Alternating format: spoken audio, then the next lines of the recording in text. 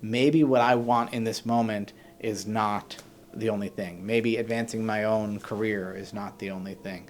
Maybe making sacrifices for others for higher causes really matters. One of the things that distinguishes a successful civilization from, a backward society is social trust. Think about a nice neighborhood. If you were looking to move into a neighborhood and everybody left their tricycles in the front yard and the kids are running around the neighborhood unsupervised, you think, oh, this is a place with lots of trust. And America has been amazing. Our wealth is rooted not in just in material things, but in what flows in the trust, and that our wealth flows from the fact that we can trust other people, that we don't assume everybody's trying to rip us off.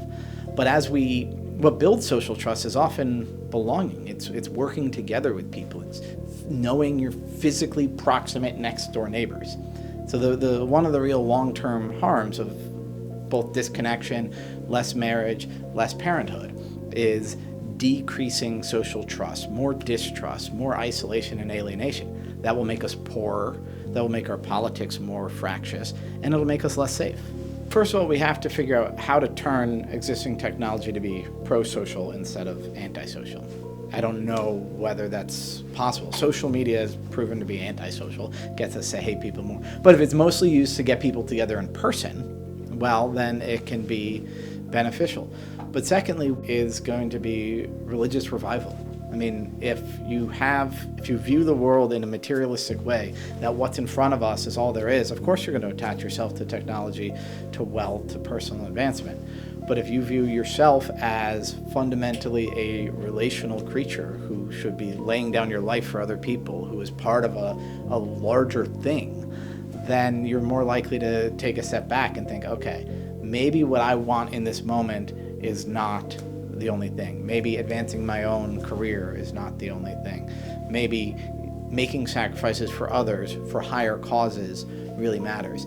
I think it's possible, maybe, that there are secular ways out of our alienation and our baby bus, but I really do think that it's probably going to take something of a religious revival, which has happened before.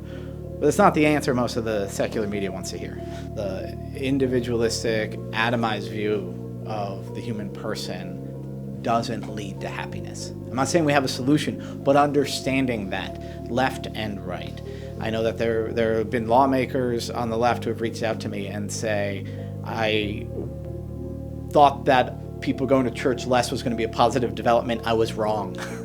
I've had libertarian friends of mine say, I'm still super individualistic, but I realize that I need to understand myself and help my readers understand themselves as fundamentally relational creatures who have to be connected to other people. And I've seen conservatives saying, you know what, I almost took for granted how important my church community, my nuclear family, my extended family, my neighborhood was, and I'm going to lead and talk about this as the most important thing. So again, I'm not great at finding solutions, but I do think across the board people are seeing that the lack of connection, the lack of marriage, the lack of family formation is a problem. Culture will not be determined by our policymakers, but St. Augustine and St. Thomas Aquinas both said that the civil law should reflect the moral law, but mostly the government needs to stop interfering with civil society. I mean, using non-discrimination laws, they're going and they're saying the church,